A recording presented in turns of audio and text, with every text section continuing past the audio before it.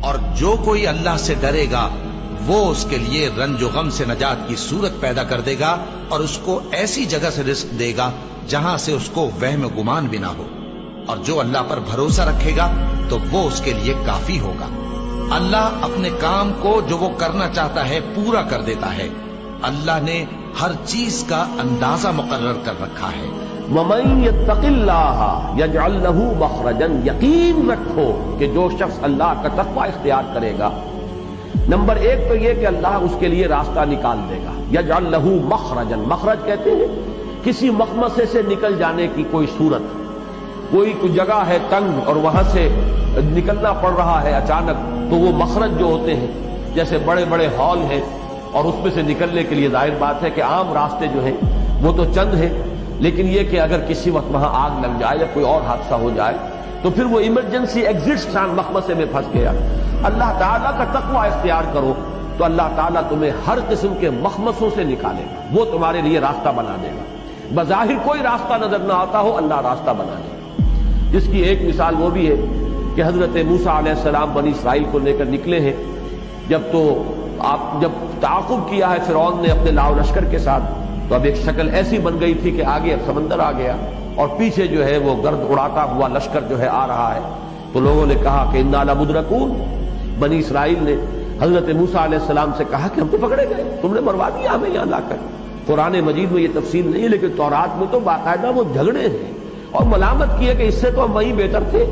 ہم وہاں پہ چاہے غلامی میں تھے، شکنجے میں کسے ہوئے تھے، کوئی کھانے کو ملتا تھا، بہرحال ہم وہاں رہتے تھے، لیکن یہ کہ تم نے تو ہمیں مروا دیا یہاں آ کر، اب جو حال ہمارا ہوگا۔ تو اس وقت اللہ نے راستہ نکالا ہے اور سمندر تک کو پھاڑ کر اللہ تعالیٰ نے ان کے لیے مخرج بنا دیا ہے۔ تو یہ مخرج ہے، یقین اگر اللہ کی ذات پر ہے تو اللہ وہاں بھی تمہارے لیے کوئی مخرج پیدا کر دے گا کہ جہاں کوئی امکان نظر نہ آتا ہو، کوئی بھی انسان کو بظاہر احوال اسباب ظاہری کے اعتبار سے کہیں امکان نظر نہ آتا ہو کہ کوئی شکل پیدا ہو سکتی ہے، اللہ اس پر قادر ہے کہ وہاں بھی راستہ نکال دے۔ وَيَرْزُقْهُ مِنْ حَيْثُ لَا يَحْتَسِبُ، اور اس کو رزق پہنچائے گا وہاں سے جہاں سے اسے گمان تک نہیں ہوگا۔ یہ احتساب جو ہے ایک گمان رکھنا، توقع رکھنا، امید رکھنا، اسی معنی میں احتساب کا لفظ آیا ہے، من حیث لا یحتسب، جہاں سے اسے کوئی توقع نہیں ہوتی، کوئی امید نہیں ہوتی، اللہ وہاں سے اسے روزی فراہم کرتا ہے۔ یہ گویا کہ ایمان باللہ کا ایک لازمی تقاضا ہے، اگر حقیقتاً ایمان ہے اللہ کی ذات پر،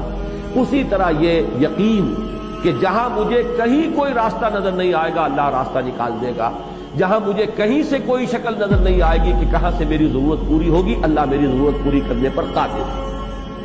وَمَن يَتَوَكَّلْ عَلَى اللَّهِ فَهُوَ حَسْبُهُ، اب توکل جو ہے اس کی بحث تو آ چکی ہے سورۃ تغابن میں، یہاں جو لفظ فرمایا فَهُوَ حَسْبُهُ، جو اللہ پر توکل کرے تو اللہ اس کے لیے کافی ہے۔ یعنی یہ کہ یہ ممکن نہیں ہے، آپ دنیاوی اعتبار سے بھی کسی شریف اور بامروت انسان سے یہ توقع نہیں کرتے کہ اسے یہ محسوس ہو کہ یہ شخص مجھ سے توقع رکھتا ہے، مجھ پر اس کا کچھ انحصار ہے، دار و مدار ہے،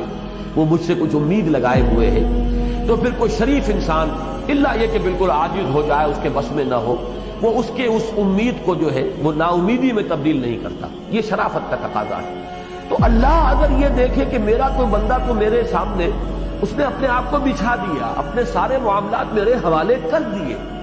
اب اللہ تعالیٰ جو ہے اس کے معاملے کو درست نہ کرے، اس کی توقع اللہ سے نہ رکھو۔ جو توقع تم کسی شریف انسان سے نہیں کر سکتے، اس کا کوئی اندیشہ تمہیں جو ہے وہ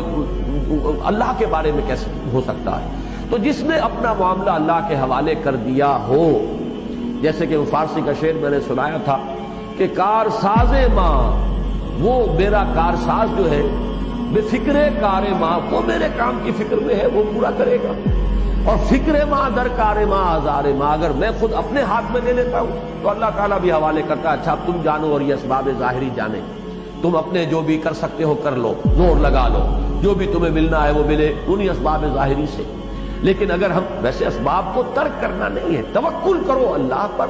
اسباب کا بھرپور استعمال کرو، لیکن دار و مدار اور انحصار اور تکیہ اسباب پر نہ کرو، تو پھر اللہ تعالیٰ جو ہے تمہارے معاملات کو وہ سنبھال لیتا ہے۔ لہذا ایک ہی ہستی ایسی ہے جس پر توکل کیا جائے